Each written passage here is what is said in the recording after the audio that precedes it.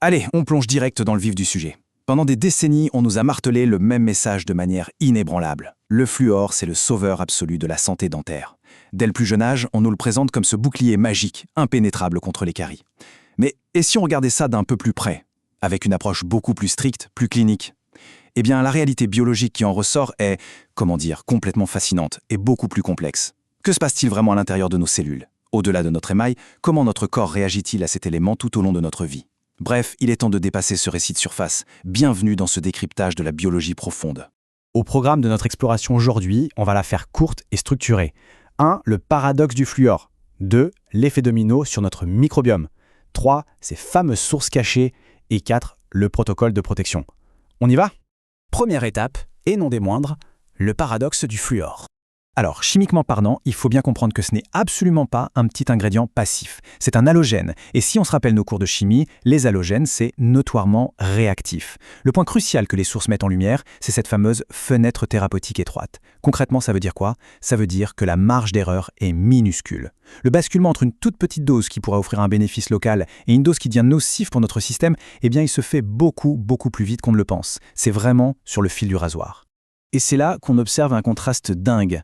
En surface, d'accord, le bénéfice qu'on nous vend, c'est la prévention des caries. Mais si on plonge dans la biologie profonde, l'impact est totalement systémique. Imaginez cet halogène comme un véritable voleur biochimique. Comme il appartient à la même famille que l'iode, il va venir lui piquer littéralement sa place de parking dans notre glande thyroïde, ce qui va ralentir tout le métabolisme. Encore plus fou, il a une affinité énorme pour la glande pinéale. Vous savez, cette petite structure au centre du cerveau qui produit notre mélatonine? Avec le temps, l'accumulation va venir calcifier cette glande, perturber notre horloge interne, sans même parler des risques documentés de neurotoxicité à long terme. Impressionnant, n'est-ce pas? Pour donner un repère clair, l'Organisation mondiale de la santé fixe la limite de sécurité à 1,5 mg par litre pour l'eau potable. C'est un seuil très précis, mais soyons réalistes 2 secondes. Dans la vie moderne, l'eau n'est presque jamais notre seule source d'exposition. Quand on additionne l'eau du robinet, le thé, certains dentifrices, on franchit cette barre des 1,5 mg avec une facilité déconcertante. Et c'est justement ce dépassement chronique qui déclenche les premiers signaux de toxicité, comme la fluorose dentaire ou osseuse. On passe à la section 2. Et croyez-moi, c'est peut-être la plus cruciale de toutes, l'effet domino sur le microbiome. Les données révèlent ici une véritable réaction en chaîne, totalement invisible et dont on n'entend presque jamais parler. Tout commence à l'étape 1, avec notre exposition habituelle via l'hygiène ou l'hydratation. Ensuite, boum, étape 2. Agissant comme un antibactérien surpuissant, il vient littéralement stériliser la bouche. Sauf que ça décime au passage notre microbiome buccal, cet écosystème précieux qui vit sur notre langue. La conséquence est grave. Des bactéries très spécifiques sont nécessaires pour convertir les nitrates de notre alimentation. C'est l'étape 3. Sans elles, cette voie métabolique est totalement coupée. Et au final, la production d'oxyde nitrique s'effondre. Pour être tout à fait clair, sans cette petite usine de bactéries dans la bouche, le corps ne peut plus fabriquer cet oxyde nitrique. Or, ce gaz, c'est lui qui dilate nos artères et garantit un flux sanguin parfait dans tout l'organisme. Le lien est direct et implacable. Détruire le microbiome buccal pour tenter de protéger l'émail, ça revient à saboter notre propre circulation sanguine de l'intérieur.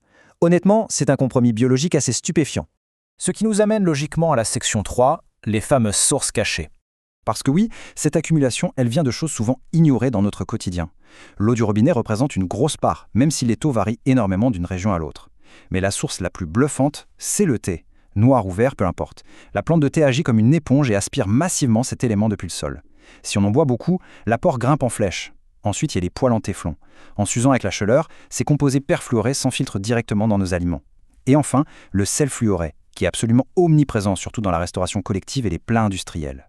Le vrai danger, c'est l'addition de tout ça. C'est le principe de la bioaccumulation. Le souci, ce n'est pas l'exposition d'un seul jour, mais le fait que ça s'empile, année après année, silencieusement. Une personne qui boit des litres de thé, consomme du sel enrichi et cuisine avec des ustensiles dégradés pousse inexorablement sa biologie vers un territoire neurotoxique. On est bien loin de la simple protection de l'émail. Heureusement, il y a des solutions. On aborde notre dernière partie, le protocole de protection. Face à ce constat, les sources offrent un plan d'action très concret pour bloquer cette accumulation. Pour l'eau du robinet, par exemple, les petits filtres à charbon classiques, oubliez-les, ça ne retient pas cet halogène. La seule technologie vraiment viable, c'est la filtration par osmose inverse.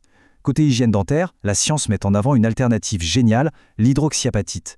C'est tout simplement le composant naturel de notre émail. Ça reminéralise les dents sans détruire le microbiome ni impacter le système. Et pour éviter la saturation de la thyroïde, la stratégie en or, c'est de s'assurer d'avoir un bon apport en iode. Si la thyroïde a suffisamment d'iode, on empêche l'halogène concurrent de venir usurper sa place. Au final, tout ça nous ramène à cette règle fondamentale de la biologie cellulaire. La dose fait le poison. Cet élément n'est pas un monstre chimique absolu en soi. C'est simplement un outil, un élément très puissant et extrêmement réactif, qui est devenu un outil surutilisé et mal maîtrisé au fil des décennies. Alors, pour clore cette analyse, voici une petite réflexion provocatrice. Est-ce que le remplacement global par l'hydroxyapatite s'imposera comme le prochain grand standard de santé publique pour préserver notre biologie? Maintenant que l'information est posée sur la table, c'est à nous d'agir. À nous de scruter nos étiquettes, de protéger notre microbiome et de préserver notre flux sanguin. Si certains d'entre nous ont déjà testé ces alternatives naturelles, n'hésitez pas à partager vos retours en commentaire, c'est toujours passionnant. Et pour soutenir la suite de ces explorations cellulaires, un petit abonnement est toujours apprécié. À très vite pour de nouvelles découvertes.